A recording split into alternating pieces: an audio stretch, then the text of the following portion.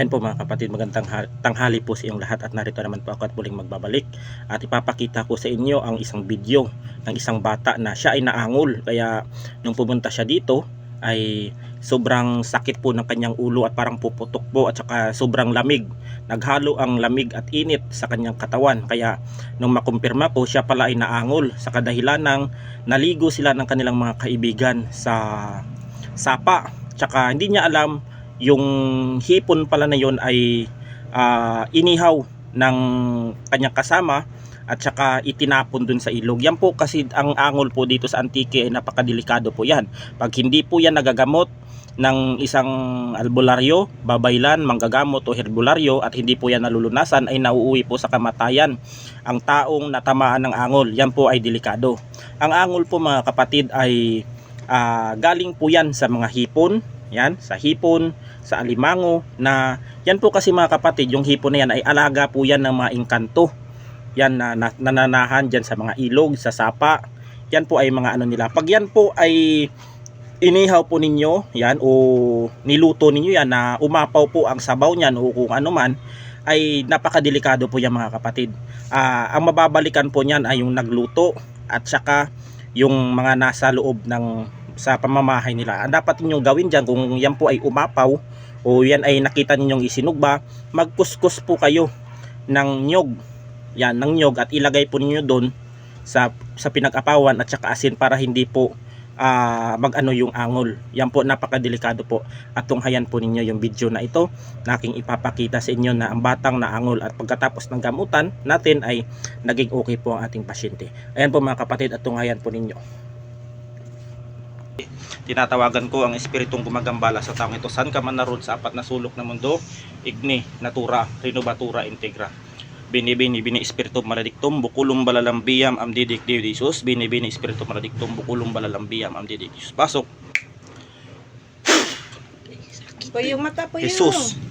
Dana, dalam, dayos. Iksisi, uri, inmi, iksi, dubkum. Baklas sa umpisa sa ulo, sige, pagpag, darwa, kalima. Dan, sige. Inet. Sige, baklas, tanan. Asa sa ulo. Sige, sa ulo, pagpag. Sige. Asa sa likod. Sa likod. Sa baga. Sige. Sa irot. Sige. Asa sa siki. Sige, pagpag. Tinuturo ko ang lahat ng uri.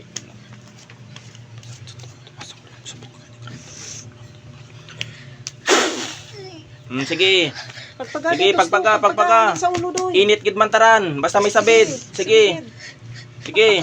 Gede mabeul. Mabeul ran, sige. Basta sa likod, irot. Sige. Ditang paga. Agad mahalin sa tanan sakit. Sige, init ran, sige, init. Halin sa ulo, sige. Init.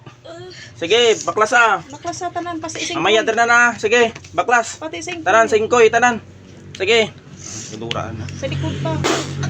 Sige, baklas. Baklas sa, sige, pagpag. Tanan, pagpaga. Tanan. Sa ulo, tanan. Pilak. Dan. Matabak ka ng sakit. Sisi. Basta lawas.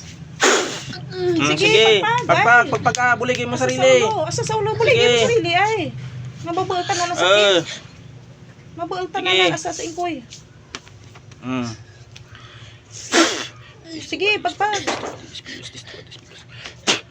Tamaran. Turog, kung turugan.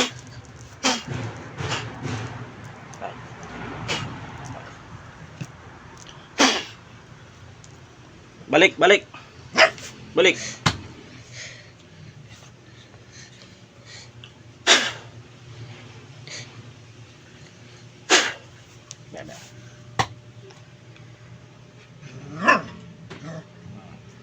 Kita mo ito pangran?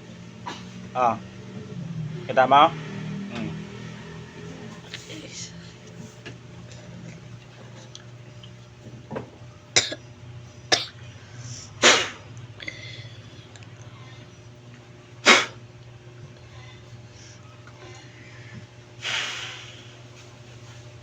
Kuksan ti pater bilik ito sa kasino sa madiri sa panahon ko ang swahili ba sa mga kulit.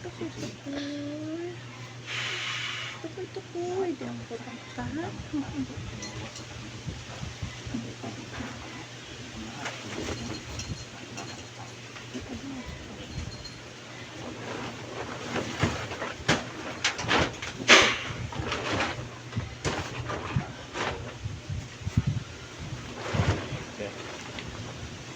paliwanagan.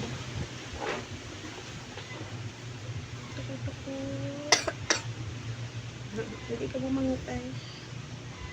Hindi ka mamangutay. Okay. Okay, nagawa ka.